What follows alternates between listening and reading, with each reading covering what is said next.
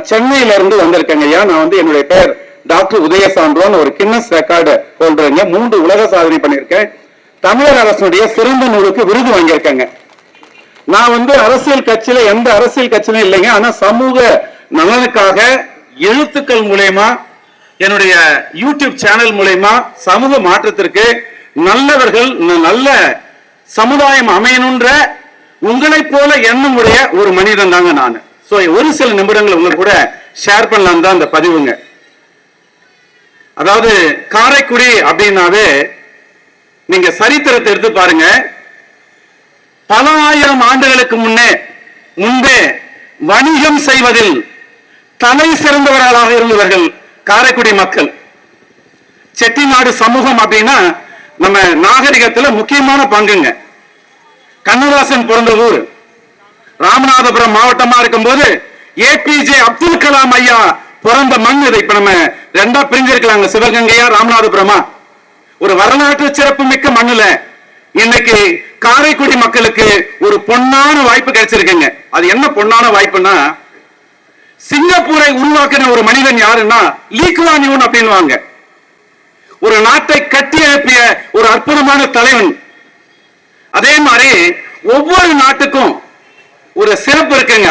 உலக தமிழர்கள் எல்லாரும் மண்ணை நேசிக்கக்கூடிய, மனிதத்தை நேசிக்கக்கூடிய, வேளாண்மையை நேசிக்கக்கூடிய, உயிர்மை நேயத்தை நேசிக்கக்கூடிய அனைத்து மக்களும் இன்னைக்கு காரைக்குடி மண்ணை உற்று நோக்கி கொண்டிருக்காங்க. காரணம் என்னன்னா, இன்னைக்கு தமிழ்நாட்டை கட்டி எழுப்ப போற ஒரு மிகச்சிறந்த ஆகச்சிறந்த ஒரு வேட்பாளருங்க. யாருன்னா அண்ணன் செந்தமிழன் சீமான் அவர்கள். ஒரு நல்ல தலைவன் கிடைச்சிருக்காங்க. நம்ம தமிழ்நாட்டில் இருக்கக்கூடிய மிகப்பெரிய சீர்கேடு என்ன தெரியுங்களா? ஒரு மனிதன் உயிரோடு இருக்கும்போது அவங்க அருமை தெரியாது. குதர்க்கம் பண்றது, கேலி பண்றது. அதாவது பொதுவா ஒரு விஷயங்க, குணம் நாடி குற்றமும் நாடி அவற்றுள் மிகை நாடி மிக்க குழல் அப்படின்றாங்க. அப்படின்னா என்னன்னாங்க, ஒருவருடைய நல்ல குணத்தையும் அவற்றிற்கு குறையையும் சீர்தூக்கி பார்த்து அது எது நன்மை பயக்குமோ அவருக்கு நாம வந்து முன்னுரிமை கொடுக்கணும். அப்படி 15 ஆண்டு காலமா ஒரு மனிதன், அதாவதுங்க ஒரு நாள் 2 நாள் 10 நாள் சொல்லுவாங்க. அதாவது கத்திரி முத்திச்சுன்னா கடத்தறிக்கு வந்துருன்ட்டு. நீங்க என்னதான் பொய் சொன்னாலும் அது நிக்காதுங்க. 15 ஆண்டு காலமா மக்கள் நலனுக்காக, தமிழக முன்னேற்றத்துக்காக இன்னைக்கு உழைத்துக் கொண்டிருக்கக்கூடிய அரசியல் தலைவர், எந்த சமரசமும் இல்லாம நேர்மையா இன்னைக்கு களத்தில் நிற்கக்கூடிய தலைவர், நீங்களே சீர்தூக்கி பாருங்க யாருன்ட்டு. திரு செந்தமிழன் சீமான் அவர்கள் தான். 2-3 விஷயத்தை மட்டும் உங்கள்கிட்ட நான் கேட்க விரும்புறேங்க. ஏன் ஏழ்மை வருது? ஏன் இலவசத்தை நம்ம விரும்புறோம்? 1000 ரூபாய் நியாயமா கேட்கிறேன் உங்கள்கிட்ட. ஒரு 1000 ரூபாய் பணம் உங்க வாழ்க்கைய சரி பண்ணிடுமா? ஒரு இலவச திட்டம் உங்க வாழ்க்கைய நிரந்தரமான ஒரு தீர்வை கொடுத்துருமா? அப்படின்னா எல்லாருக்குமே தெரியுதுங்க இது கவர்ச்சி அப்படின்ட்டு. ஆனா இருந்தாலும் இந்த இலவசத்தை வாங்குறதுல எல்லாருக்குமே ஒரு இருக்குங்க. ஒரு துணி, ஒரு 10 லட்சம் ரூபாய்க்கு துணி எடுத்தா கூட, 5000 ரூபாய் 10,000 ரூபாய்க்கு துணி எடுத்தா கூட ஒரு இலவசம் கிடைக்குமான்ற ஒரு மனோபாவத்துக்கு, ஒரு சமூக சீர்கேட்டுக்கு நாம தள்ளப்பட்டிருக்கோங்க. இது ஒரு சீர்கெட்ட, ஒரு என்ன சொல்றது, கேடுகெட்ட ஒரு மனநிலை அப்படின்னு சொல்லுவாங்க. சரி, இந்த நாட்டு நிலைமை எப்படி இருக்கு அப்படின்னு பார்க்கலாங்க. அதுக்கு முன்னாடி ஒரு முக்கியமான விஷயம், நம்ம ஒரு ஸ்டாட்டிஸ்டிக்ஸ், நீங்க சாட் ஜிபிடி போங்க, கூகுள் பண்ணி பாருங்க. 10.5 லட்சம் அதாவது கோடி கடன் இருக்குங்க தமிழ்நாட்டில். 5 லட்சம் கோடி, 5.5 லட்சம் கோடி கிட்டத்தட்ட 40 ஆண்டுகளா நடந்தது கடன். பல ஆட்சிகள் கடந்து வந்து அதிமுக, திமுக, பல தலைமை கீழங்க. கடந்த ஆண்டு மட்டும், கடந்த 5 ஆண்டுல மட்டும் 5 லட்சம் கோடி கடன் வாங்கியிருக்காங்க. இப்ப 10.5 லட்சம் கோடி கடன். இதுல கொடுமை என்ன தெரியுங்களா? 3 லட்சம் தான் பட்ஜெட். அதுல 1,10,000 ரூபாய் கிட்டத்தட்ட வட்டி கட்டிட்டு இருக்கோம். இன்னும் எளிமையா சொல்றேன் பாருங்க, ஒரு நமக்கு டாக்ஸா வந்து தமிழகத்துக்கு வர்றது ஒரு 100 ரூபாய் அப்படின்னா கிட்டத்தட்ட 21%, 21 ரூபாய் வட்டிக்கே போகுது. இப்ப வட்டிக்கே போச்சுன்னா அரசாங்க ஊழியர்களுக்கு வேலை, மற்ற எவ்வளோ செலவினங்கள்லாம் போனா, அதாவது பொதுவா நம்ம கிராமத்துல சொல்லுவோம் இல்லைங்களா, யார் வேணாலும் எடுத்துக்கோங்க, ஒரு 10 லட்சம் ரூபாய் நீங்க கடன் இருக்குன்னா கடனை அடைக்க முற்படுவீங்களா, ஊதாரித்தனமா செலவு பண்ணுவீங்களா? இல்லங்க இது செய்ய வேண்டாம், இந்த ஆடம்பரம் வேண்டாம், இதை குறைச்சிக்கலாம் அப்படின்னு நினைப்போம். ஆனா இந்த நாட்டுல எப்படி இருக்குன்னா, எப்படி வேணாலும் போங்க, நாங்க லட்சம் லட்சமா செலவு பண்றோம், அப்படிப்பட்ட ஒரு மனோபாவம், என்னமானி மனோபாவம் உங்கள்கிட்ட கேட்கறாங்க. இது ஒரு பக்கம். திரும்ப ஒரு கேள்விங்க உங்கள்கிட்ட, கடன் ஏன் வந்தது, ஏன் ஏழ்மை தொடருது, மக்கள் ஏன் ஏழையா இருக்காங்க அப்படின்னா, நான் ஆழ்ந்து ஆழ்ந்து யோசிச்சு பார்த்துட்டேங்க.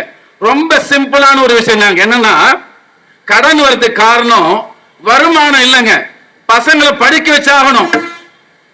ஒரு பெற்றோருக்கு தெரியும் பல கடமைகள் இருக்கு, மளிகை வாங்கணும், வாடகை கொடுக்கணும், பல கடமைகள் இருக்கிறதால எப்படியாவது அடுத்த மாதம் சரி பண்ணிடலாம்னு சொல்லி கடனை உடனே வாங்கி நம்ம வாழ்க்கையை நடத்திட்டு இருக்கோம். ஒரு கட்டத்தில் கடன் அதிகமாயிடுது. இப்போ உங்கள்கிட்ட ஒரு கேள்விங்க, கடனுக்கெல்லாம் தீர்வு என்ன தீர்வுனா இலவசம் தீர்வு இல்லைங்க. என்ன தீர்வா இருக்க முடியும் அப்படின்னா, அதிக வருமானம், வேலை வாய்ப்பு இருந்து வருமானம் நிறைய வந்தா ஒரு மனிதன் தன்மானத்தோட, தைரியத்தோட, வளமா, மகிழ்ச்சியா, சந்தோஷமா அவனால வாழ முடியுங்க.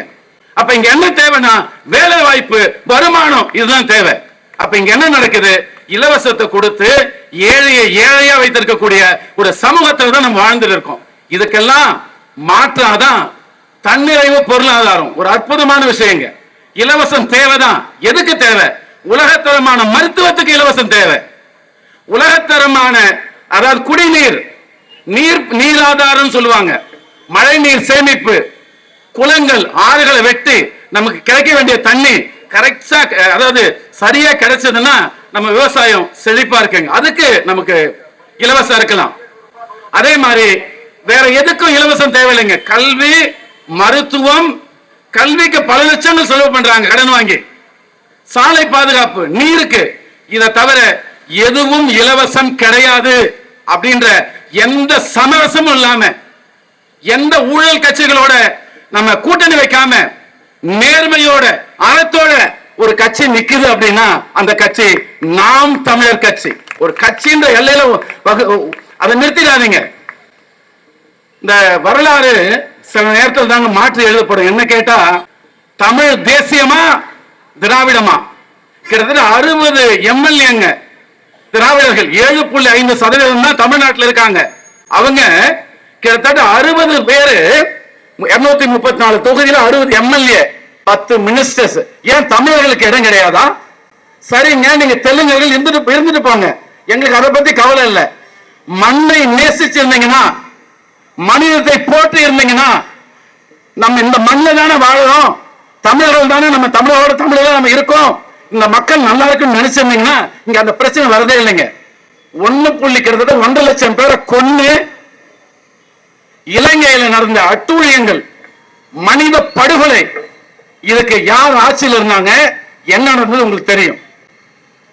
நமக்கு கிடைத்த எல்லாமே அநீதிகள். அப்போ இன்னைக்கு என்ன ஒரு தீர்வுனா, நம் மண்ணை, நம் மண்ணின் மைந்தர்கள் ஆண்டாதான் உண்மையான தீர்வு கிடைக்கும்.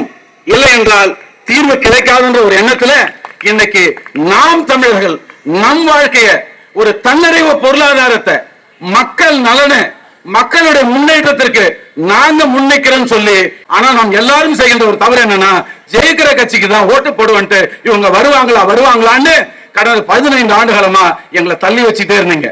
ஆனா இன்னைக்கு காலம் கொடுத்திருக்கக்கூடிய மிகப்பெரிய வாய்ப்பு, திரு சீமான் அவர்கள், அவருடைய பேச்சு சட்டமன்றத்திற்கு செல்ல போகிறது. மாதிரி நகரமாக, மாதிரி ஒரு தொகுதியாக காரைக்குடி மாறப்போகிறது. தமிழ்நாட்டின் உலகத்தின் பார்வை காரைக்குடியை நோக்கி வந்து கொண்டிருக்கிறது. அப்படிப்பட்ட ஒரு சூழல்ல தான் இன்னைக்கு உங்கள் முன்னால் உங்களுடைய குழந்தைகள் ஒரு சமூக, நான் ஆக்சுவலாங்க ஒவ்வொரு நாளும் ட்ரைனிங்ல இருக்கிறதால நேரம் ஒதுக்க முடியாதுங்க. 4 நாள் 5 நாள் சென்னையில இருந்து காரைக்குடிக்கு நான் வந்து என்னுடைய செலவுல எந்த ஒரு பைசா இல்லாம தங்கி இங்க நடக்கக்கூடிய விஷயங்கள்ல நம்ம பங்களிப்பு தரணும் தாங்க வந்திருக்கு. அது மாதிரி ஒவ்வொருத்தரும் வந்திருக்கீங்க. தயவு செய்து நாங்க சொன்னதெல்லாம் நீங்க எடுத்துக்கணும் அவசியம் இல்லைங்க. சீர்தூக்கி பாருங்க. குரல் ஒண்ணு இருக்குங்க, இதனை இவன் கண் அப்படின்னு சொல்லுவாங்க இல்லையா, அது மாதிரி ஒரு சிறந்த தலைவன்கிட்ட நாட்டை கொடுத்தோம் அப்படின்னா இந்த நாடு செழிப்பாகவும் வளமாகவும் இருக்கும், நிச்சயமா இருக்கும். அப்படிப்பட்ட ஒரு நல்ல ஒரு முடிவுகளே வாழ்க்கைன்னு வாங்க, நல்ல முடிவு தான் நல்ல மாற்றத்தை தரும். அது மாதிரி உங்களுடைய முடிவுன்றது ஒவ்வொரு ஓட்டுலயும் இருக்குங்க. இங்கேயும் பாருங்க துரோகம், விவசாயம் சின்னம் அங்கீகரிக்கப்பட்ட கட்சி ஒரு நபர் கூட இல்லாத இங்க தமிழ்நாட்டுல வேற ஒரு விவசாயத்தை போட்டு கதிரை போட்டு இன்னைக்கு குழப்படி பண்ணி அறமில்லாம நடந்துக்கிறாங்க. ஒரு பொது வேட்பாளராக அரசியலை கடந்து ஜாதியை கடந்து நமக்கான ஒரு தலைவன் திரு சீமான் அவர்கள் தான்